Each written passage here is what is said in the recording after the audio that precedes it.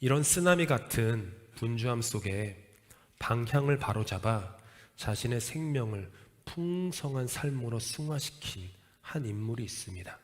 창세기에 나오는 노아와 그의 방주에 대한 이야기입니다. 온 세상을 홍수가 뒤덮고 방주는 그 큰 물살에 정처 없이 떠밀려 갔습니다. 그런데 아실지 모르지만 노아의 방주에는 없는 게 있었어요. 뭐냐 하면 노가 없었어요. 노. 이게 없었다는 거예요. 노아의 방주는 창세기 6장을 읽어보시면 하나님이 노아한테 노를 주지 않으세요. 노가 없었어요. 즉 방향을 조정할 수 없었다는 거예요. 그저 물살에 떠밀려 갈 뿐이었어요. 이게 뭐죠? 노아야, 온 세상에서 네가 의지할 분은 나밖에 없어. 네 힘으로 노 젓는다고 되지 않아. 바쁘다고 분주하다고 기를 써서 노를 젓는다고 되지 않아. 잔잔한 물결에서는 돼. 홍수에서는 안 돼.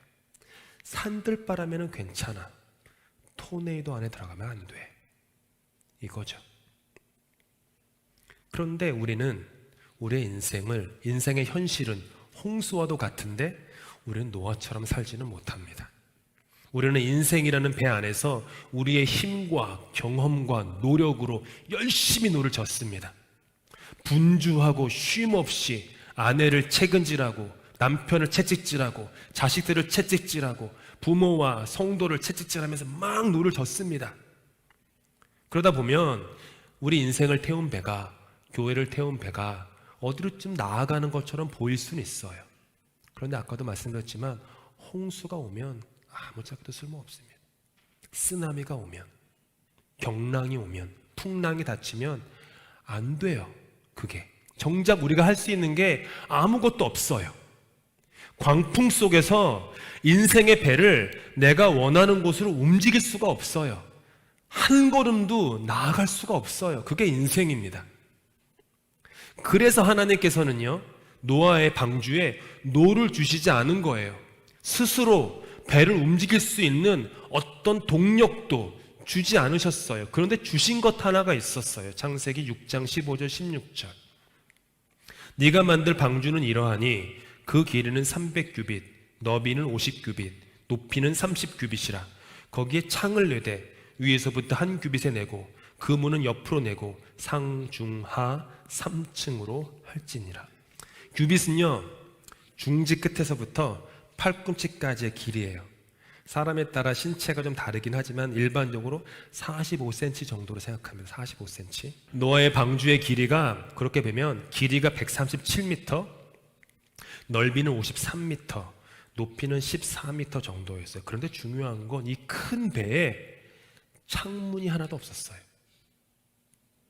유일하게 하나가 있는데 그것이 어디에 달렸어요? 배 천장에 달려 있었어요. 배 꼭대기에서 45cm 떨어진 곳, 한 요만큼 떨어진 곳, 거기다가 작은 창문 하나 낸 거예요. 하나님은 노아에게, 노아야, 분주하게 노를 젓지 말고 배를 때리고 있는 좌우의 물살을 보면서 두려워하지도 마.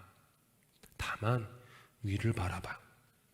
위에 난 창문 하나로 나만 바라봐. 휘몰아치는 광풍 속에서 바쁜 것이 잘 사는 것이라고, 빈 공간을 빼곡히 채우는 것이 행복한 것이라는 환상 속에 빠져 허덕이지 말고 하늘을 바라보라고, 인생의 나침반이요 이종표가 되시는 주님을 바라보라고 하시는 거예요. 그렇게 배 위에 난 창문을 통해 주님을 바라보며 나의 인생을 주님께 맡기고 순종하며 살아갈 때 일어나는 일이 있어요. 시편 말씀이에요. 저희가 평온함을 인하여 기뻐하는 중에 여호와께서 저희를 어디로요? 소원의 항구로 인도하시는도다. 여러분의 분주함이 아니라 하나님의 성실하심이 여러분을 소원의 항구로 인도하시는 것입니다. 절대로 잊으시면 안 돼요. 내가 열심히 노져서 소원의 항구 가서 내 꿈 이루었어? No, 아닙니다. 하나님의 성실하심이, 하나님의 신실하심이 저와 여러분을 소원의 항구로 인도하신 것입니다. 내가 너로 경배하며 나의 모든 선함으로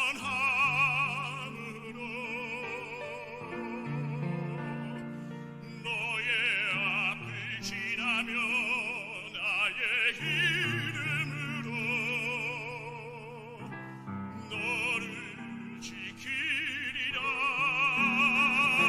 나의 은총을 입으리여 나의